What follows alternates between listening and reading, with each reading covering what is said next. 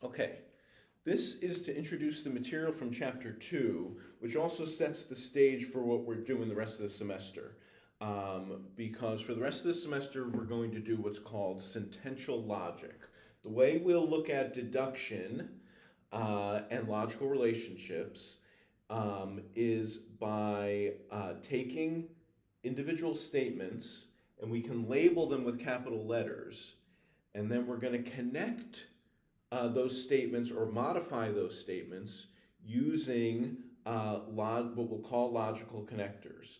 All right, we're going to move away from our logic words in the first chapter were all sum, so those quantity words, right? All cats are mammals, has logical implications. Since all cats are mammals, and anything that's a cat is also a mammal. Since if all cats are mammals and all mammals are warm-blooded, any cat is warm-blooded, right? Um, we're now taking individual statements and then connecting them or modifying them. I'll show you how that goes. Okay, so I'll start with just the letters A and B, but we can use any capital letter to label any statement, right? Statements are things with truth values, right? Propositional statements, true or false. Okay, we can use labels, we can use letters just as a shorthand for those. And what that's going to eventually do as we get acclimated to the language here is we're going to, it'll show us, we'll be able to represent statements and kind of see their logical relationships once we get acclimated to these symbols. So let's just take A and B. It can be a label for any statement. Grass is green, right? But we have A and B, so I'll use something. I'll say Ann is at the house, Bob is at the house. Those will just be labels. We can use A and B in other contexts for other statements, right? The other thing this is going to do, right, is we can look at at statements and look at their logical form. Since A can be a label for anything, A and B can mean Ann and Bob are both here. It could mean uh, uh, the month of April is rainy, and Boston is also rainy, right? It could any two doesn't have to be about rain. Any two statements that have a truth value, you can relate together, and you can label them with these capital letters, right? Or use another capital letter. Ann is at the house. Bob is at the house. Will be just our stand-in. Okay. Now we're going to modify these with we have several logical symbols to modify them. And the symbols are called truth functional, okay? Meaning the truth values, true or false, right? We're going to use the term truth value for that, right? Ann is at the house, hypothetical scenario, but you're with someone, you're at a house. Ann is at the house is a true statement or a false statement. It has a truth value, true or false, right? Um, Grass is green, has truth value, true. The land is in Florida, truth value, true. The land is in Georgia, truth value, false. Okay? Its truth value is false. The truth value of the statements we're going to build from these building blocks, capital letters, connected and modified with symbols. The truth value of those larger statements is a function of the truth value of the parts, particularly the capital letters. Okay, so let's look at this. We have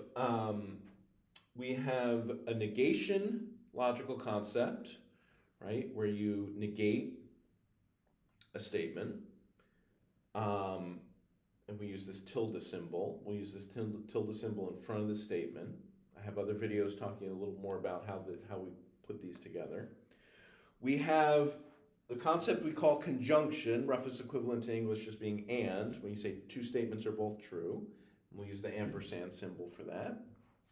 And we have a concept called disjunction. Closest equivalent is the English or, but we'll see when we get to disjunction. It's a particular meaning. It means one or both of these statements is true.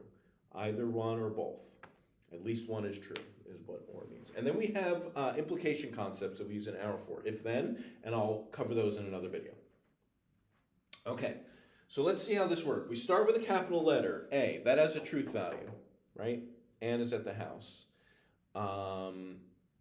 If you want something, well, that's a hypothetical thing, right? If you want something that you know is true or false, just take, aardvarks are mammals.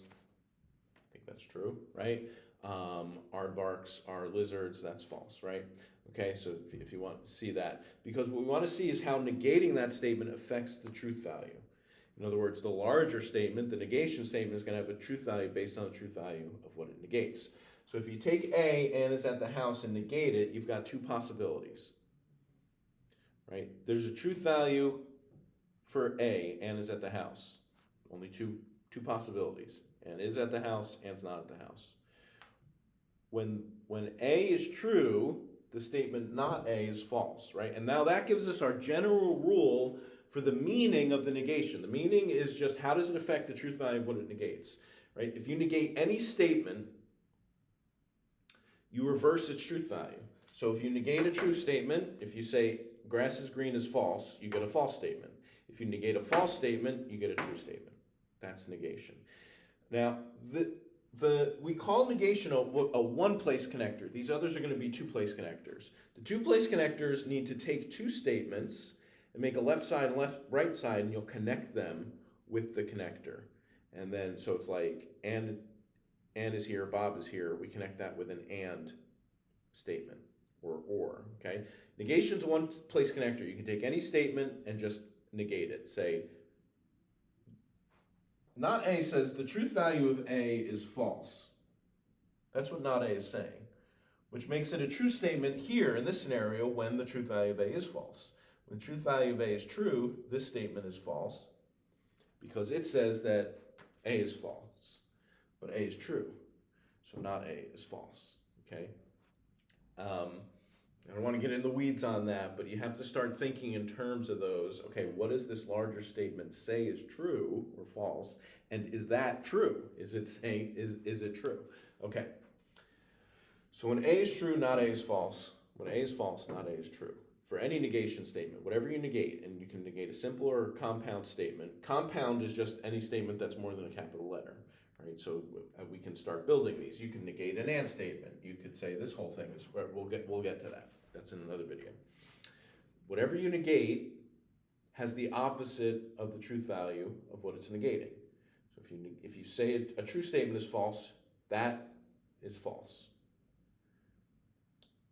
If you negate a true statement, if you say it's not true the grass is green, you've said something false. If you negate a false statement, that's correct, right? Pennsylvania is on the West Coast is false. So if you say Pennsylvania is not on the West Coast, you've negated a false statement, so you've made a true statement. Pennsylvania is not on the West Coast. That is true. Okay, that's negation. Conjunction, and. Take two statements, you say they're both true, and you represent that just with the ampersand in the middle. Pretty straightforward, right? And now this is nice because you can now see that structure. You see that ampersand in the middle, right? Your brain says both of these are true, right? Pretty straightforward. And we'll see that these, of course, these compound statements, we'll see pretty straightforward ones have already logical implications, and that's how we're going to get arguments, right? If you say A and B are both true, and if either A and B is true, then C is true, therefore C is true, that's going to be a valid argument, and we'll get to that. Okay, so A and B are both true. Here's our chart for that. With two capital letters, so for two-place connectors, you have a truth value of the left side, truth value of the right side. That gives you four possible scenarios.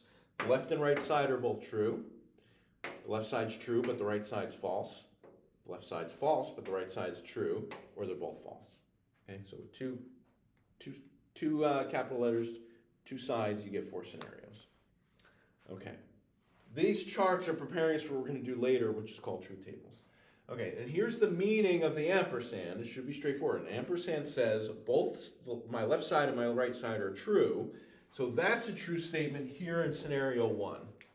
When both A and B are true, the and statement that joins them is true. Otherwise, it's false. Notice I'm using logical terms there, right, to show you the logical implications.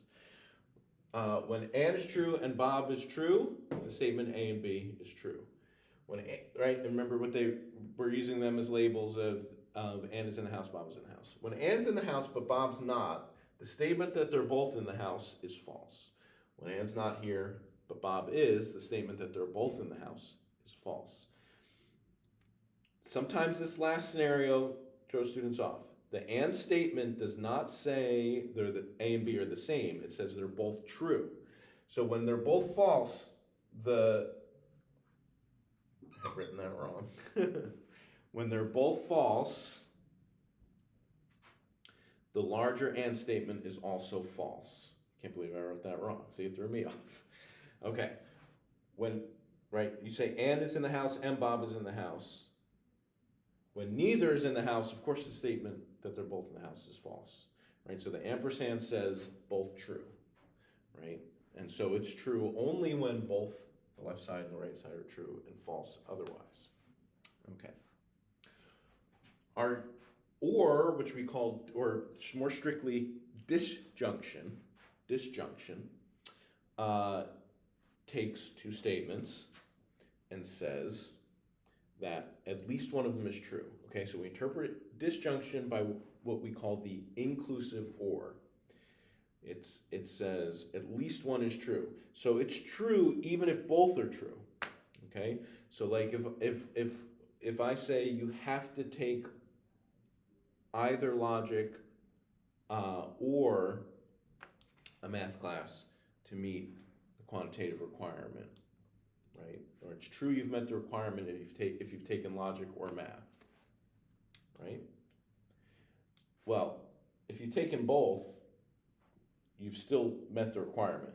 You've taken at least one. So we interpret or as this inclusive or. One or both of these statements is true. And we use the inclusive more than you might expect. A lot of times we are implying in conversation one but not both, but not as much as you might think.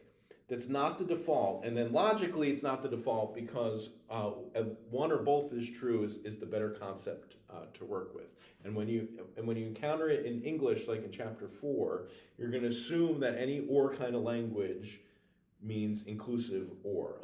So it has to be explicitly stated that one but not both of these is true for you to interpret it that way. Otherwise, or language means at least one of these is true. If you say either this is an or concept, we might use different language for this, but if you say what comes to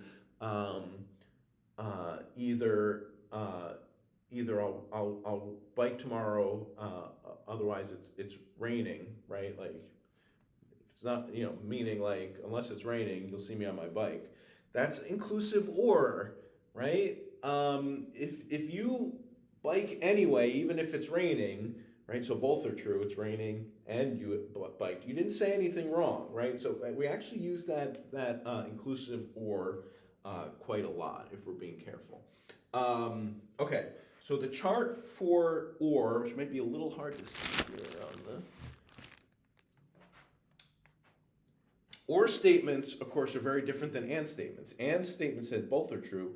Or statements, as we'll say, are easier to satisfy. Satisfy what? It's easier to meet their truth conditions. The truth condition of an or statement says as long as one side is true or both, the whole statement is true.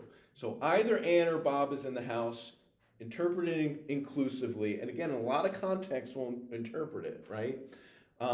Maybe you're you need to talk to one of them, right? And someone says, well, at least one of them's in the house, right? That's either Ann or Bob is in the house. You're not going to come out and say you're wrong. They're both in the house. So as long as one or both is true, the whole statement is true. So scenario 1, where Ann and Bob are both in the house, the or statement is true. Which means, by the way, that and statements are going to imply or statements, but not the other way around. Logically imply, deductively imply, right? If an and statement is true, Ann and Bob are both here, then the corresponding or statement is also true. You can deduce the corresponding or statement. That's kind of for later, but I just wanted to note how we're creating logical relationships with these connectors. So A or B, when both are true, the or statement is true.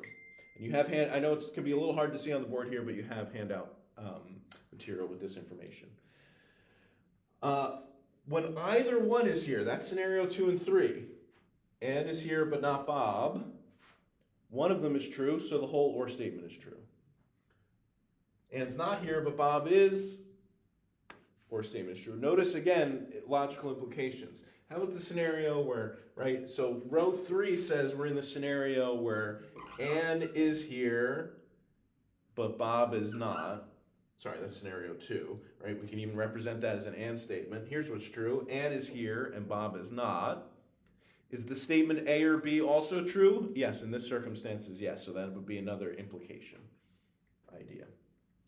But the chart is when either or both are here, the statement is true. And again, when neither is right, when neither statement is true, neither Ann nor Bob is in the house, A and B are both false, then the or statement is also false. So you get true, true, true, false for the or statements. Now, when we do more complicated statements in truth tables, you won't always get that order, but that's the rule for or, right? Or connects to disjunction, the wedge. Or connects two statements.